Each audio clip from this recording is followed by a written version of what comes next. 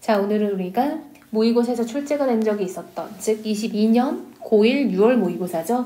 출제가 되었던 주홍설이라는 작품을 볼 거고요. 여러분, 주홍설이라고 했을 때 이 설은요, 우리가 한문수필의 종류 중에 하나예요. 그래서 한문수필의 종류에는 사실 종류가 많아요. 그 중에서 얘는 설입니다. 그럼 그거 말고 또 뭐가 있냐? 보통 뭐 기도 있고요. 논도 있어요. 논, 보통 론이라고 하죠. 그럼 설 이런 식으로. 이때는 설이고요. 보통 우리 수필이라는 건 경험을 바탕으로 교훈을 전달하는 그런 작품인데요. 이 작품은 실제 경험을 했다 안 했다를 따지는 건 별로 중요하지는 않을 것 같아요.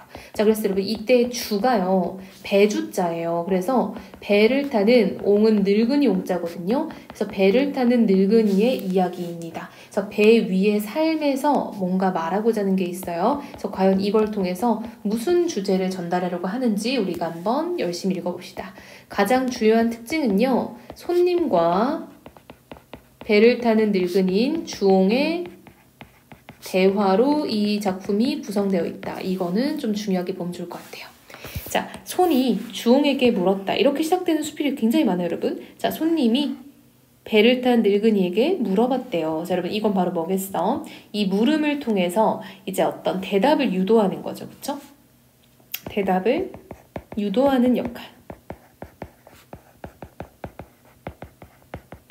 그럼 여러분 우리가 이 주홍설이라는 게 당시에 손미인곡하고 같이 출제가 됐단 말이에요. 그쵸? 그럼 손미인곡에서 바로 이 손이 이제 감녀의 역할이고 이 주홍이 을녀의 역할이구나라는 걸 알 수 있겠죠. 즉 을녀가 여러분 중심적 화자거든요. 주로 말하는 사람이에요. 그리고 감녀는 을녀한테 인사 걸어서 이야기 꺼내고 이야기 리액션 해주는 보조적 화자입니다. 그럼 이 작품에서도 손이 약간 그런 이제 이끄는 어떤 이야기를 시작하게 물꼬를 터주는 그런 역할이고요. 주홍이 이제 구체적으로 자신의 이야기를 하면서 이제 전달이 되겠죠. 그래서 이게 바로 작가가 말하고자 하는 바를 전달해주는 가상의 인물, 그래서 허구적 대리인이란 말이 나옵니다. 자, 그대가 배에서 사는데 고기를 잡는다 하자니 낚시가 없고 장사를 한다 하자니 팔 것이 없고 뱃사공 노를 한다 하자니 물 가운데 있어 오고 감이 없구려. 변화불측한 물에 조각배를 하나 띄어 가없는 넓은 바다를 헤매다가 바람 미치고 물결 놀라 돛대는 기울고 노까지 부러지면 정신과 혼백이 흩어지고 두려움에 쌓여 목숨이 지척에 있게 될 것이로다. 이는 지극히 험한 데서 위태로움을 무릅쓰는 일이거든. 그대는 도리어 이는 뭐예요? 배에서 사는 것을 말하는 거죠. 자, 이는 배에서의 삶. 이를 즐겨 오래오래 물에 떠가기만 하고 돌아오지 않으니 무슨 재미인가? 라고 물어봤어요. 그쵸? 즉 한마디로 이 사람은요. 지금 이러한 배 위의 생활이 매우 위험하다. 그쵸? 부정적으로 보고 있는 거 보이죠?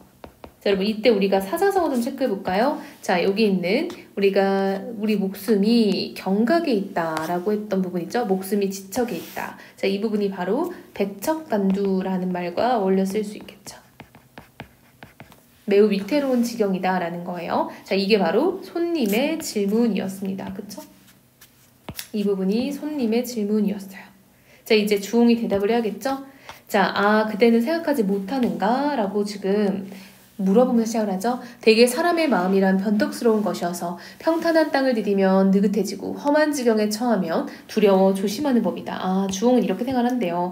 사람의 마음은요. 평탄할 때는 오히려 마음을 놓고 느슨하 있다가 그리고 조금 힘들 때는 조심하게 되는 것. 즉 사람은요. 외부의 영향을 많이 받는다는 거죠. 외부 환경에 따라 달라지는 마음이 있구나라는 걸 얘기하는 거죠.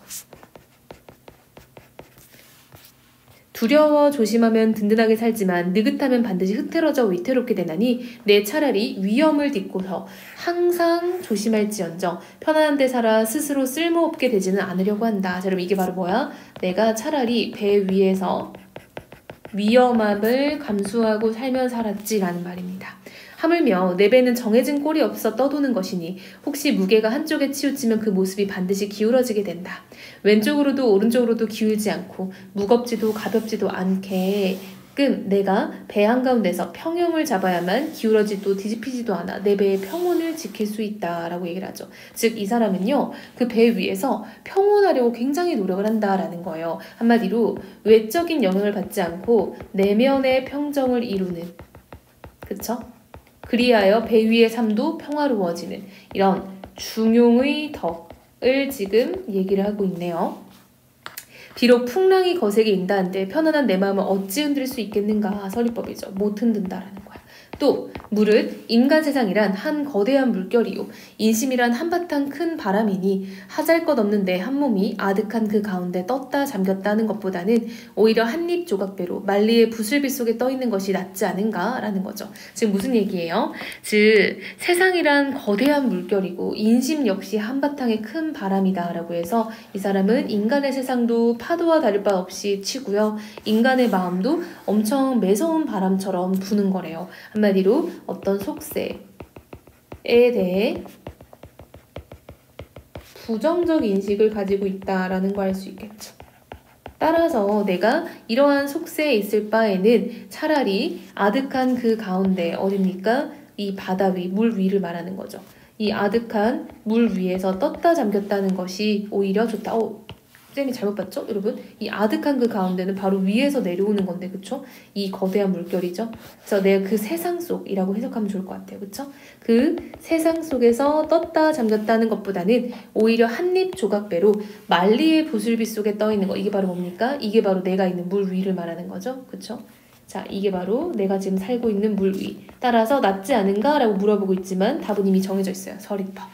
내가 배에서 살면서 세상 사람을 보니 안전한 때는 후원을 생각지 못하고 욕심을 부리느라 나중을 돌보지 못하다가 마침내는 빠지고 뒤집혀 죽는 자가 많다. 그대는 어찌 이를 두려워하지 않고 도리어 나를 위태롭다고 하는가? 라고 서리법으로 마무리를 하고 있죠. 한마디로 나는 이 삶이 훨씬 안전하다고 생각한다 라고 해서 이 손님이 가진 생각, 여러분 사실 근데 이게 일반적이잖아요. 그럼 배 위에 살면 얼마나 위험해, 그치? 이게 일반인의 어떤 통념의 시각이라면 아랫부분은 이제 작가의 시각인 거예요. 작가는 뭐라고 생각한다? 오히려 내가 외부의 환경에 영향을 받는 것보다 이 내면의 평정을 가지고 있으면 이 모든 것을 평화롭게 살 수 있다. 위험함조차도. 그쵸?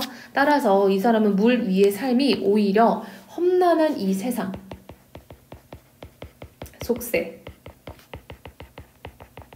보다 물 위의 삶이 평화롭다 라는 얘기를 하고 있죠. 그러면서 뭘 하는 거야? 어떤 외부의 환경을 경계하는 그런 태도를 가져야 된다라는 얘기를 하는 거죠. 그래서 대화 형식의 수필이고요. 이게 원래 수필은 실제 경험을 바탕으로 쓰는 거지만 사실상 여기서 이게 뭐 진짜냐 아니냐를 따지는 건 그렇게까지 큰 의미는 없기 때문에 그런 부분을 너무 신경 쓰지는 않아도 될 것 같아요.